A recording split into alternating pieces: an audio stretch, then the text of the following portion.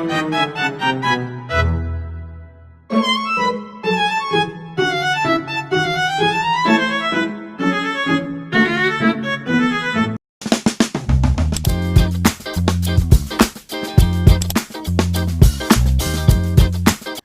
semuanya, jadi kali ini kita sedang berkunjung ke Umah Tani Agriculture yang alamatnya ada di Jalan Tinggar Nyapa, Kampung Cati, RT 05 RW 02 Cipete, Kecamatan Curug, Kota Serang, Banten.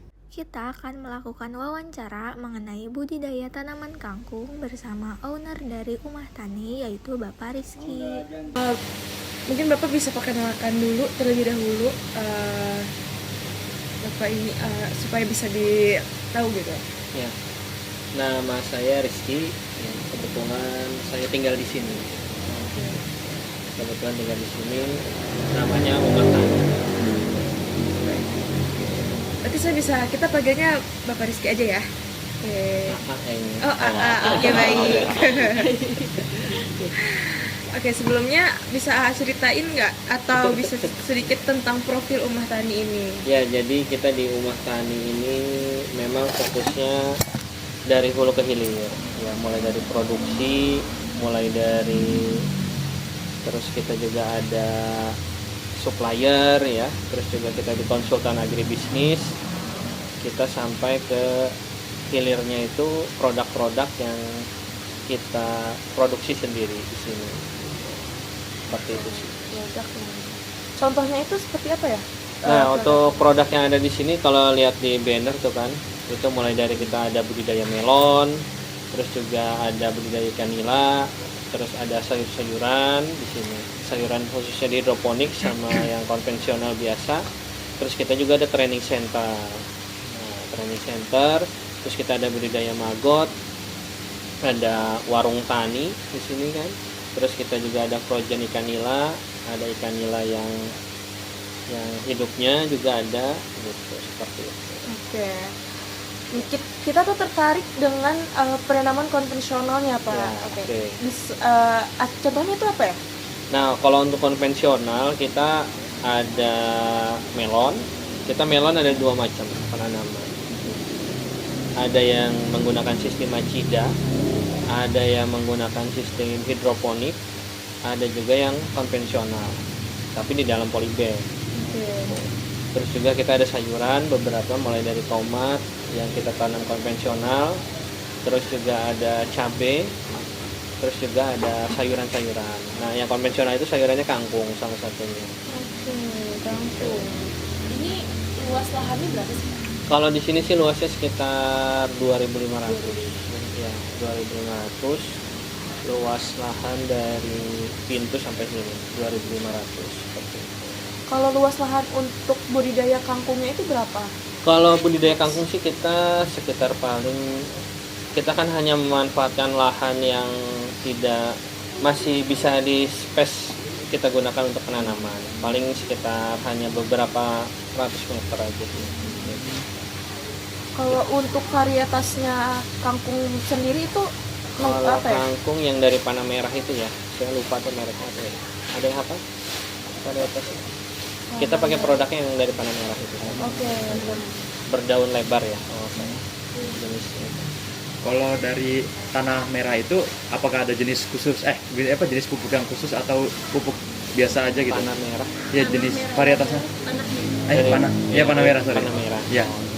Itu pupuknya itu gimana jenisnya, Pak? Kalau kita sih tidak menggunakan pupuk yang kimia atau apapun itu ya. Kita hanya memanfaatkan dari kotoran ikan. Karena di sini itu memanfaatkan integrated farming. Jadi kita kan ada budidaya ikan, dan dari limbah ikan itu kita kembalikan untuk pupuk di budidaya yang ada di sini. Mulai dari sayuran, tomat, sampai ke melon gitu. Jadi kita hanya memanfaatkan pupuk yang dari kotoran ikan. Gitu. Kebetulan di sini budidaya ikannya sistem ras. Jadi sistem ras itu pupuknya kotoran ikannya sudah berbentuk tidak berbau lagi, dan itu bisa langsung digunakan. Jadi itu langsung dicampur dengan tanahnya atau? Ya, langsung ditaruh di tanah, mungkin dalam jeda 1 minggu lah ya. Itu sudah bisa digunakan, dimanfaatkan untuk budidaya sayuran. Jadi kita tidak menggunakan pupuk yang AB mix atau apa gitu, kecuali hidroponik ya. Iya. Hidroponik. Karena kangkung makan murah ya. Iya. Nah, jadi harus kalau pakai hidroponik nanam kangkung ya mahal pupuknya gitu ya. Oke.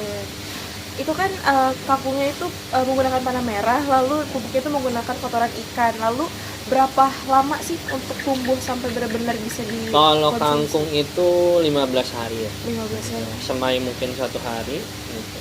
1 hari juga udah mulai ini ya dia. 1 sampai 2 hari lah ya. Sampai panen itu biasanya sih 15 hari. Jadi kalau kangkung kita kadang nanam di polybag kayak gitu. Misal kendala yang biasa dihadapi untuk nanam kangkung? Kalau kangkung itu sebenarnya simple ya. Lagi sudah pernah nanam kangkung belum? Udah pernah Di mana nanam kangkung? di rumah. Dia medianya pakai polybag sama Polybag. pakai Cuman diapain aja? jadi Tebar aja kan? aja. Iya, simple sebenarnya. Cuman yang jadi kendala memang ada hama ya. Iya. Sama kalau kadar tanahnya yang sudah terlalu banyak, mungkin sering ditanam itu pasti berpengaruh. Gitu. Makanya kalau bisa ya habis ditanam langsung diolah. Kalau bisa tambahin pupuk lagi kan. Kecuali kalau kita nambahin nutrisi ya, nutrisi pupuk baru lagi ke baru. Kalau kangkung ini tuh sekali panen atau bisa berkali-kali Pak? Kangkung Sekali panen. sekali panen.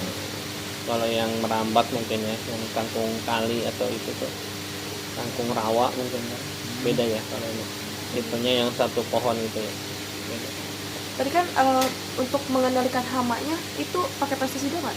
Kalau kita memang di sini konsepnya hanya mengandalkan ekosistem yang ada. Jadi di sini memang diminimalisir untuk penggunaan pestisida. Karena kita kan ada kolam ikan. Karena di integrated farm itu kan saling berdekatan ya. Kalau kita semprot kasihan ikannya. Jadi kita biarkan saja seadanya. Tapi kita mengaktifkan kayak ini sarang laba-laba di mana-mana. Itu buat menghindari atau apa ya, memicu kayak kutu-kutan, mudah-mudahan kan nanti nempel terus dimakan sama laba-laba. Itu penting. Jadi sarang laba-laba itu sebenarnya ekosistem alami gitu, membantu kutu-kutuan terutama ya. Kan kutu kebul itu kecil ya, oteng-oteng kayak gitu kan. Itu juga kadang bisa kadal-kadal. Di sini banyak kadal nih. Kadalnya ada satu doang di sini.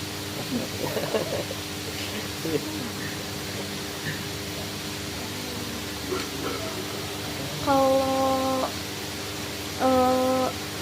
rata-rata hasil panen kangkung itu per musim atau per kali panen? Per kali panen kita. Karena kita skalanya tidak terlalu besar gitu.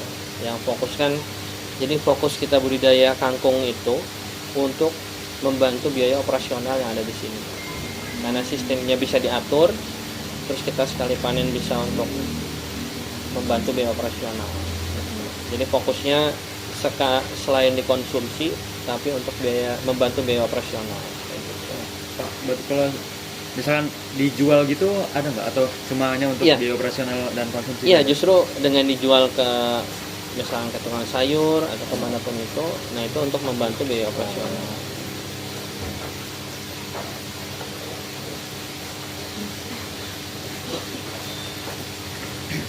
Terus Kalau boleh tahu setiap kali panen itu dapat penghasilan dari kangkung itu berapa?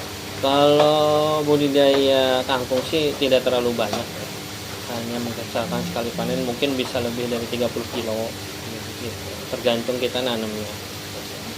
Kadang kan kita supaya setiap hari panen, berarti kan kita misalkan kapasitas sehari 20 kilo, tapi rutin panen setiap hari gitu. Kayak gitu. Kalau dijualnya Kak, itu di pasar tradisional gitu atau distributor?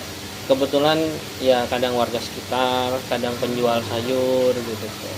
Ya, penjual sayur, habis itu langsung ke ya konsumen langsung gitu. Gimana permintaan ini aja, lingkungan.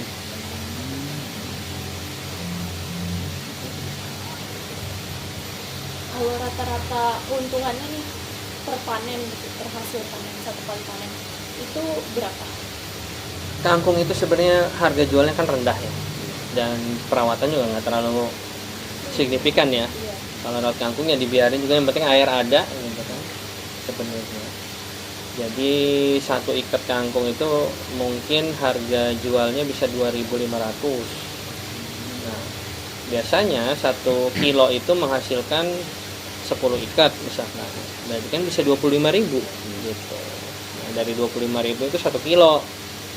Kalau hasil panennya misalkan 10 kilo berapa berarti kira-kira? Hah? Berarti berapa? 250. 20 benar. Kurang lebih begitu. Jadi lumayan. Iya. Harganya sederhana, tapi kalau dikalinya berapa ya lumayan aja. Lumayan sebenarnya. Tidak terlalu ribet, tapi ya lumayan. Cuman kan harganya bersaing ya. Iya. Kalau kita jualnya ke tukang sayur ya berarti kan bisa jadi 1.500 kita ngejual ke tengkulaknya gitu, atau penjual sayur lah ya. Karena dia juga kan ngejual lagi di pasar itu rata 2.500 ya kalau nggak salah. Gitu.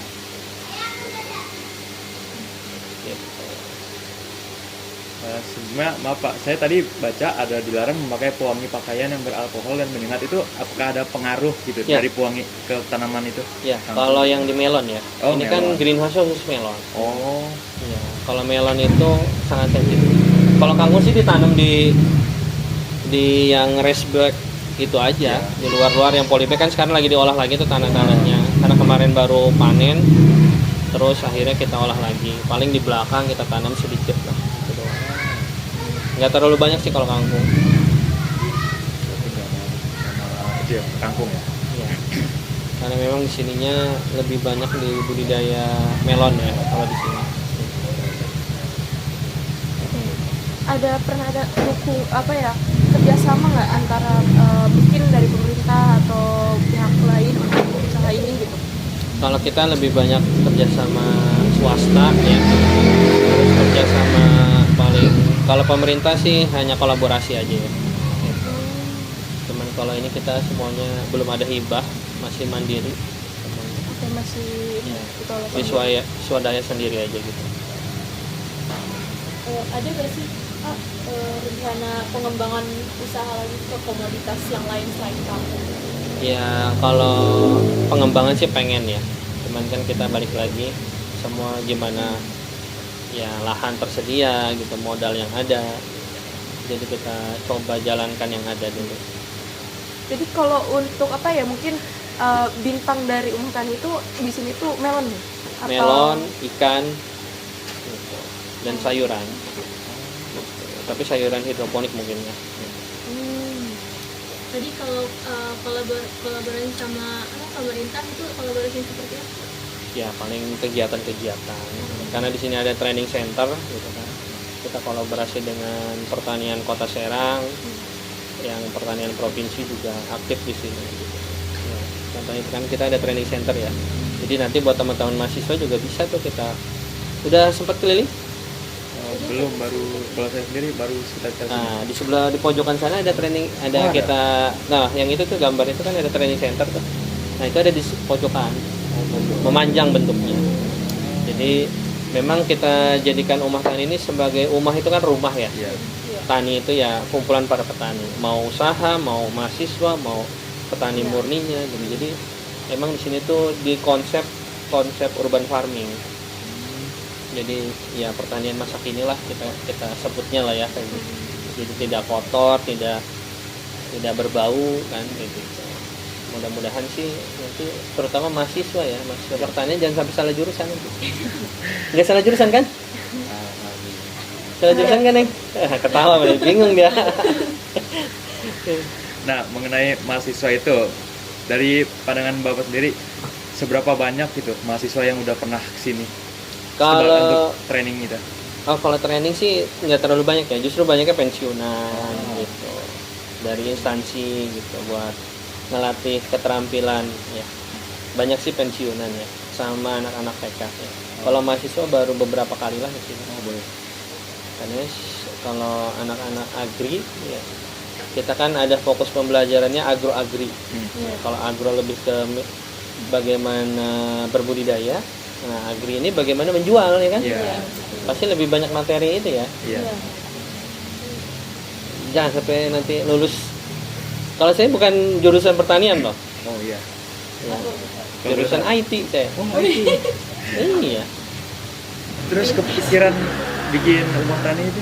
Ya itu, saya tinggal di sini, pindah ke sini tuh ngelihat masyarakat sini tuh rata-rata petani. Iya, iya. Petani itu kan identik dengan apa?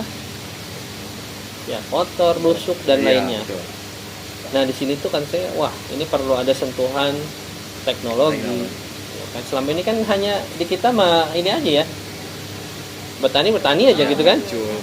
Nah, namanya nggak mikirin cara jualnya, cara ini mah. Karena di sini sebagai pusat edukasi lah gitu, buat teman-teman petani, teman-teman mahasiswa gitu. Ini jangan sampai saya jurusannya mah IT, lahan anak-anak pertanian nanti hilang gitu kan.